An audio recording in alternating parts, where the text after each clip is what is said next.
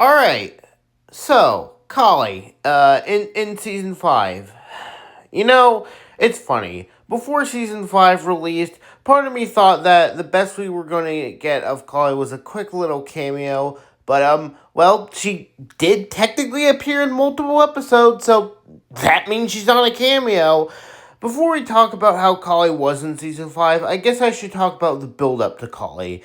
In episode 3, we got our first hint of Kali. 11 saw that there was someone powerful like her being kept behind the door, and instead of Kali, 11 thinks it's Vecna. Now, some people say that it was obvious that it was Kali behind that door and not Vecna, but to be fair, we really don't know what Vecna was truly capable of, and it helps that the idea of Kali coming back was really unsure simply because she didn't return in season 3 and 4, and a lot of people simply just assumed she wouldn't return due to the negative reception of the Lost Sister and her character, but lo and behold, she returned in episode 4. Also, I have a headcanon that 11 knew the possibility of Kali being behind that door, but would rather face Vecna than have to see her sister suffer. I know that might seem related, but I just wanted to get that out there. Anyways, back to what I was saying. In episode 4, Kali returned. I was so awestruck when it happened, I couldn't give less of a shit about Will getting powers. Now, I already made a video on why the Kali return scene is a masterpiece, but you had you have no idea how hype I was. For weeks leading up to Volume 2, all I could think about was Kali. I had so many ideas about what she could do in the story and what character she was going to interact with. I watched so many Stranger Things Volume 2 prediction videos to see if they mentioned Kali, and hell, I watched so many Stranger Things videos in general to see if they mentioned Kali. I also watched official interviews to see if I could get a peek at what Kali was gonna do in Volume 2. Hell, I even watched those shitty AI trailers for fucking Stranger Things Volume 2 to see if Kali was in them. Honestly, I was able to avoid the obvious flaws of season 5 volume 1 simply because Kali returned. I honestly wish I started this channel during those weeks so I could have somewhere to contain my excitement. And then volume 2 dropped. And during those 3 episodes that released, the smile slowly disappeared from my face. Now, I'm going to split my thoughts into positives and negatives. I'm starting with the positives because people won't give credit where credit is due. So, first, with the positives, besides the return of Kali, which again I already talked about, I think the actual character and personality of Kali herself is pretty well handled. I think the aspect I was most curious about in the weeks leading up to Volume 2 was how was Kali's character going to change, because the ending of The Lost Sister hinted that Kali definitely rethink her life choices. Now, some people claim that her character is the exact same as she was in The Lost Sister. However, I don't think that's true. Kali in The Lost Sister only did what she did because it was her own personal belief on how to cope. In season 5, it's not like Kali is taking joy in what she's saying. It's simply the cold hard truth. And Kali is the only one pessimistic enough to say it, which is also why I don't understand the immense hate Kali got in season 5. All Kali was trying to do was stop the cycle of abuse and prevent Eleven's friends from being killed just like Kali's gang was. Yes, Kali did want Eleven and her to die, but it was only because it was the only way. Honestly, if you're going to be mad at anyone, be mad at Dr. K. The fact that people genuinely thought Kali was evil before the release of the finale just shows how bad current media literacy is. Honestly, it got so bad that even I thought there was a chance that she was going to become evil in the finale. Anyways, sorry for that long rant, but it genuinely really pisses me off. So yeah, I like what they did with Kali's actual character and personality. Like, I love how her lust for revenge has been crushed by her pessimism due to all the trauma she went through. But even after her lust for revenge has been squashed, she still retains a spark of hope that they can end Hawkins' lab once and for all. But she's more pessimistic about it and believes the only way to win is to put everything on the line to stop the cycle of abuse.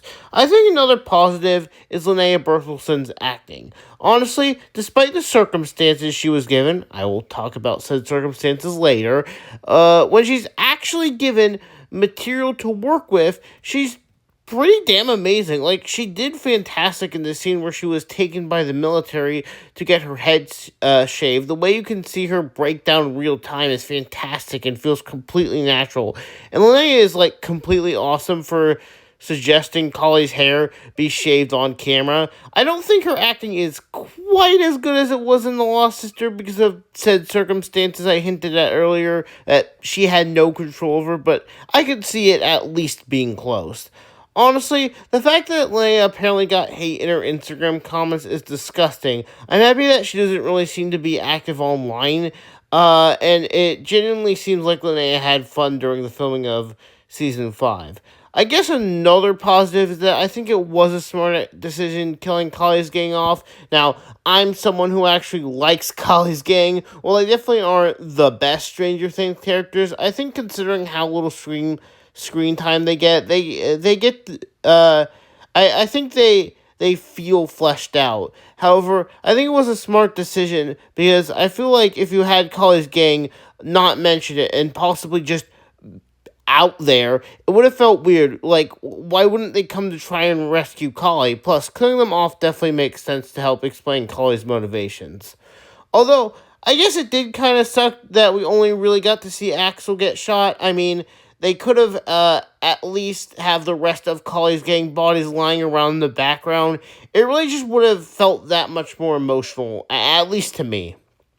But if they only had to show one character from Kali's gang die, it definitely makes sense that it would be Axel since he's the most popular of Kali's gang besides Kali herself. Although, since Axel is my favorite of Kali's gang besides Kali herself, it definitely does hurt to see him get shot. Honestly, I cried more over Axel's death than Eleven's. Anyways, rip Axel, Dottie, Funshine, and Mick. And in honor of Axel, for the rest of this video, I will refer to 11 as Shirley Temple. Also, for other positives, Kyle looks great with a buzz cut, and honestly looks better than Shirley Temple's buzz cut. Yeah, I'm grasping at straws here for other positives. Let's move on to the negatives. Alright, the biggest negative is how they actually handle Collie's story. Like, first off, can I just say that I am extremely fucking disappointed that other than Hopper and Shirley Temple, Kylie has zero consistent interactions and dynamics with any other characters. Like, I'm sorry, the Duffers are the same people who gave us Dustin and Steve, two characters who didn't even interact before season 2, yet they couldn't even give us creative interactions between Kylie and the others. Jesus Christ. Seriously, I get that Kylie can't realistically interact with everyone, but the Duffers gave us Dustin and Steve in 4 episodes. And the interactions she does have aren't great. First, her interactions with Shirley Temple are definitely a huge downgrade from The Lost Sister. See, I think the relationship in The Lost Sister works because there is some genuine tender bonding moments in the relationship that contrasted with the fact that Kali isn't perfect makes it feel like the relationship could work if Kali wasn't so vindictive and flawed. However, here, besides the Kali reveal and maybe the scene in the truck, Shirley Temple and Kali have like no tender bonding moments, which really does suck because I think a lot less hate would have been thrown towards Kali if her relationship with Shirley Temple had those tender bonding moments, because it could have seemed like Kali was being a lot more genuine with wanting her and Shirley Temple to for it would have been a lot more genuine. It would have made her plans sound a lot more genuine. Next, with Hopper, oh dear God. With how Hopper treats Kali this season, I honestly lost respect for him as a character. First, Hopper didn't even know Kali's plan. All he knew was that Kali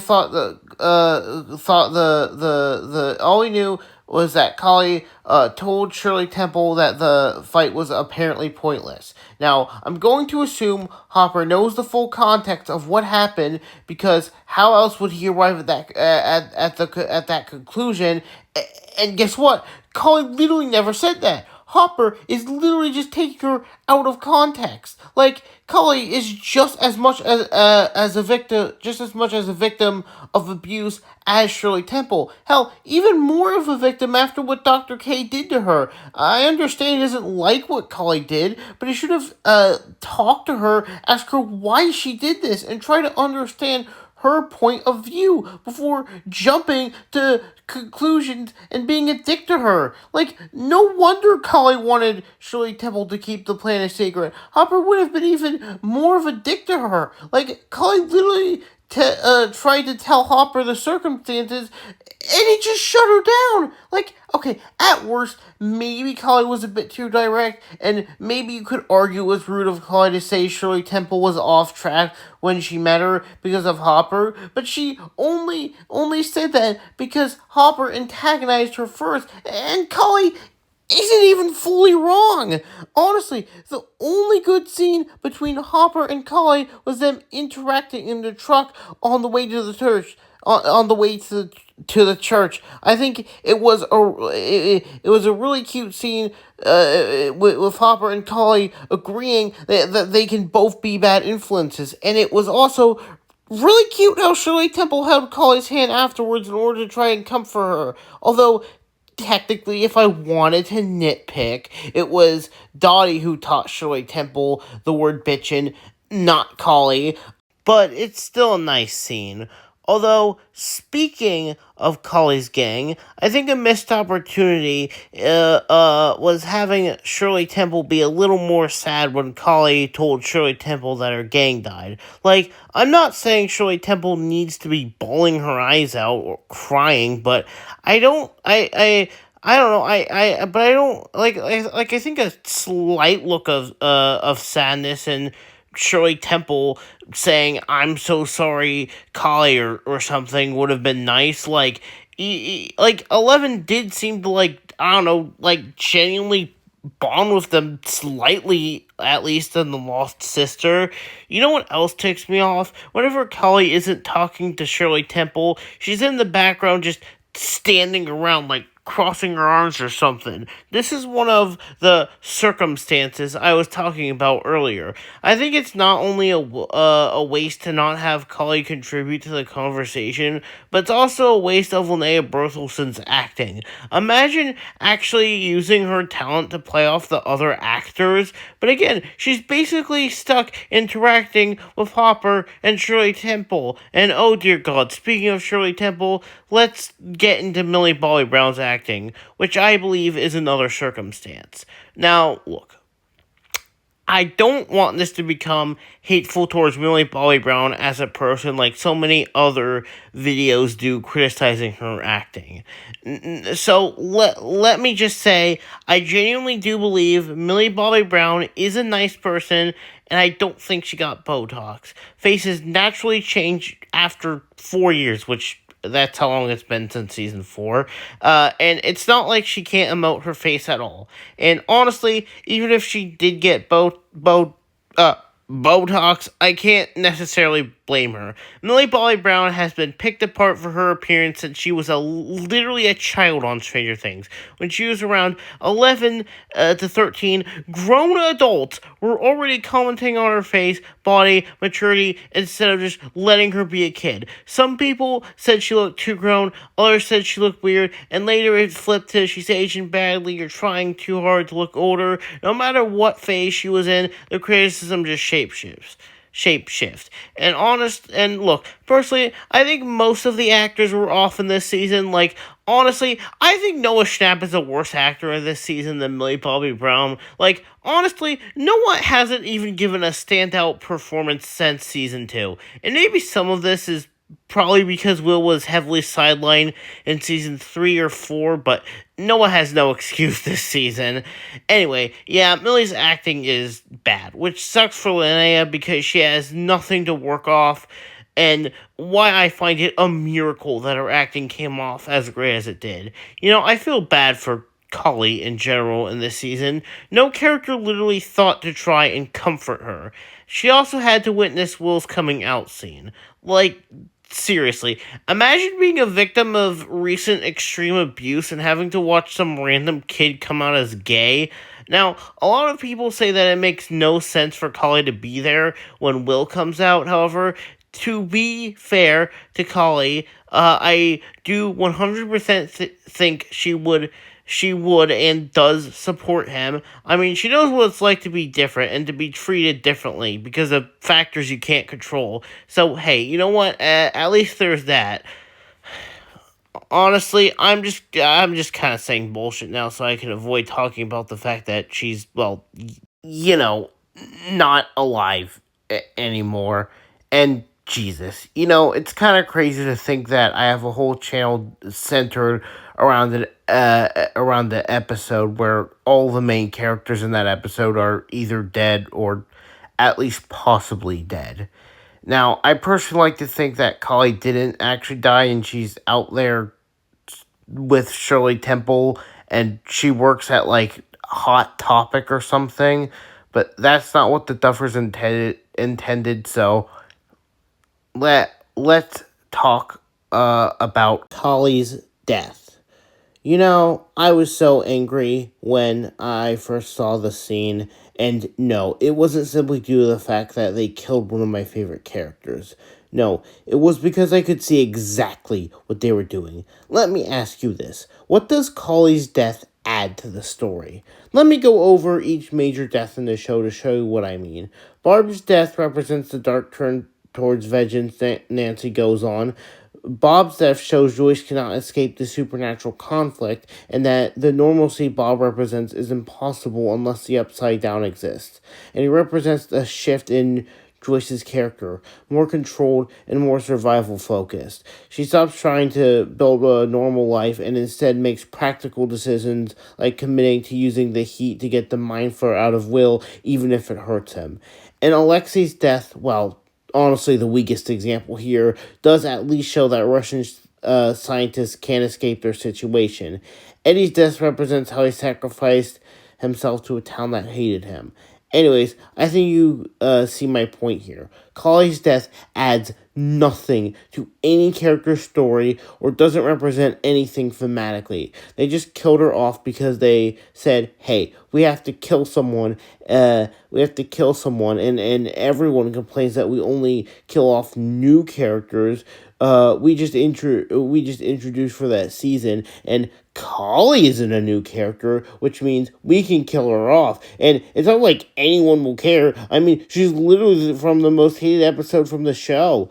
Seriously. Like, I know that's definitely not how the conversation actually went, but I definitely think that was 100% the thought process behind her death. Seriously, Shirley Temple isn't even affected by it at all after her death. Like, yeah, she's a little sad, but that's it. What a great sister. I hope when I die, my parents and my loved ones immediately get over my death after only grieving for a little bit. Like, I get they have other shit to focus on, but, like, they also did in season 2, and they didn't forget Bob died. Joyce changes. Hopper changes how he emotionally interacts with Joyce and Shirley Temple, and Will becomes extremely out of it when he's not possessed by the Mind Flayer. Shit like this would go an extremely long way. But no, it's almost like Shirley Temple forgets she had a sister for a while. Now, back to death itself. Can I just say, I really hate the reuse of the song Sisters. Like, I have no problem with the Duffers reusing music where it fits. Sisters, though, feels like it feels like it only works for the Kali Returns thing. scene. The song is designed to be a very quiet yet triumphant song, as I have mentioned in my video praising the Kali return scene. The song makes it feel like there is something worth celebrating, but the thing being celebrated is only possible due to the abuse that happened in the first place. What the fuck is triumphant about Kali's death? Like, honestly, if you want to reuse a song for Kali's death, use Outside the Realm by Big Giant Circles. Like, hell, that would have shown, like, some level of care towards Kali's character.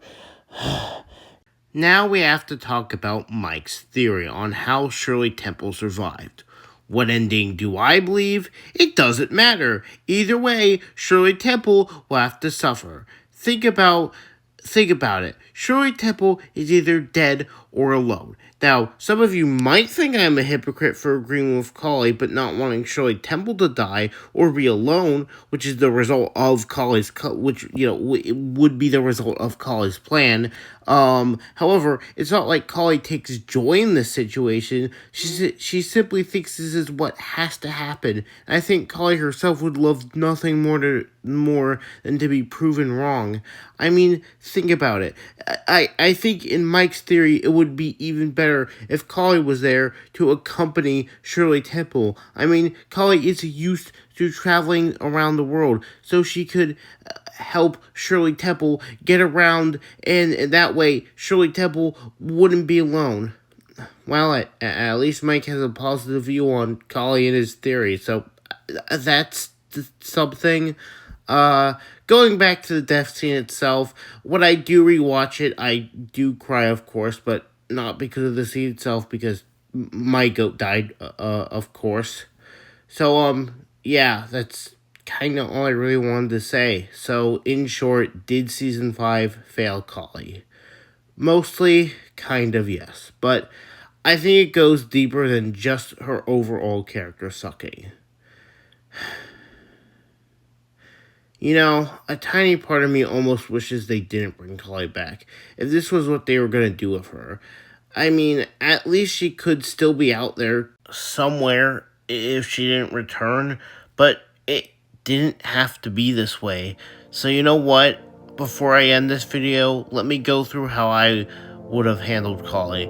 First, have her interact with more characters. As I said before, she realistically can't interact with everyone, so I'll give it top 5. Second, replace Dr. K and the rest of the military with the Russians and have them hold Kali, as they have been built up longer.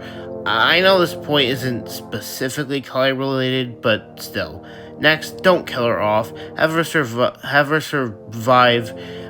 and have her, Shirley Temple, and Mike and Hopper decide to go on a road trip together to see all the things Eleven never got to while she was cooped up in Sub-Lab.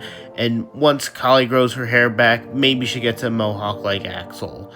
Next, obviously, more tender bonding moments, and I want Kali to give Shirley Temple some sisterly advice on how to handle Mike. Next, include Linnea in more interviews and press stuff. Jesus Christ, they did her dirty in that regard. Finally, and most importantly, I just want her to be happy.